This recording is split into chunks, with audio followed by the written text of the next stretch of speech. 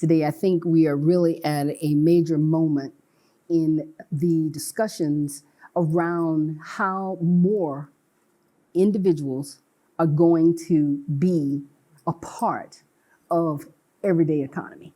And so I hear you loud and clear. I totally agree with what you're saying.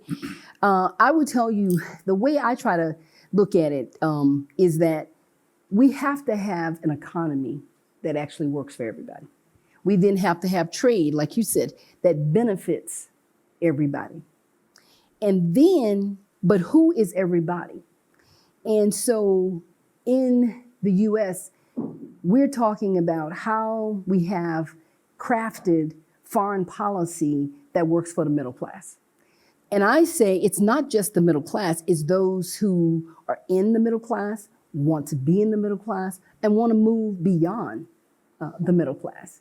And so it's an exciting time, I believe, to be at US EXIB, because we do have the kinds of tools that the average individual may not know about. But as an independent government agency, what I'm always out advocating is that there is no deal, no transaction too small or too large for EXIM Bank. And when I say small, we use the Small Business Administration's definition. And going to your point about how do we make it more human-centered, being at EXIM at this in this era right now is, I have a mandate that small business has to have, we make ourselves, our financing available for small business, but we break it down. It's not just small business, it's about women, it's about minorities.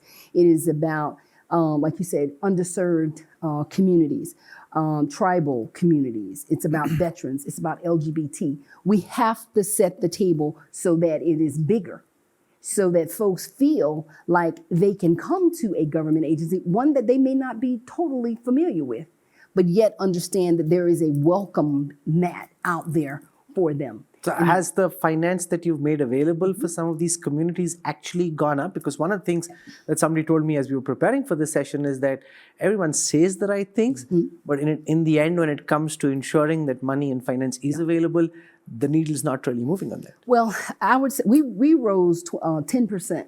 During a pandemic. It was 2020, but in 2021, we went up 10% in terms of the money that we were making available. And of that money, $381 million of that went to minority and women-owned business.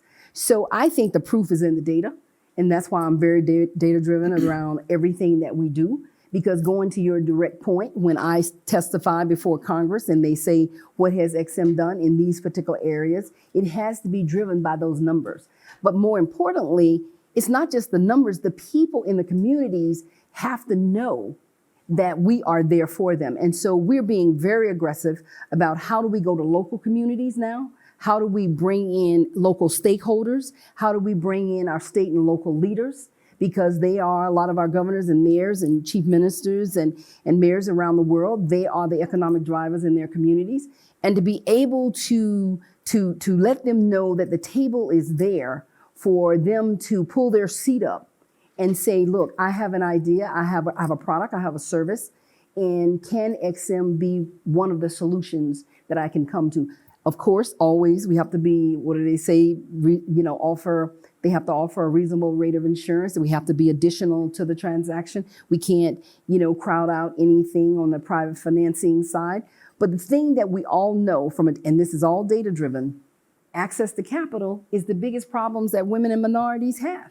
And so when you look at a federal government agency like an export credit agency like EXIM, it's a tool that a lot of people don't know. And that's one of the reasons why in my first several months, I have made it a very purposeful to be out and about in the Ohios, out in California, just coming back from Georgia. We are really on the road to say, how do we take our small business, our small business tools, whether it's guarantees or export credit insurance or direct loans, how do we take what we have and showcase that? And part of that is we've got to go to non-traditional audiences. We can't just use the same audiences to tell the story, because most of them pretty much know, kind of like preaching to the choir. we've got to go to me, we've got to go into institutions that may have never, ever thought about coming to a federal government agency or EXIB for that matter. And that ranges from where are entrepreneurs? Where are executives? Where are the new innovators? Whether it's young entrepreneurs, whether it's diaspora communities, whether it's religious leaders who every day have all these individuals in their churches, mostly a lot who are businesses. We've got to go to women organizations and many, many more.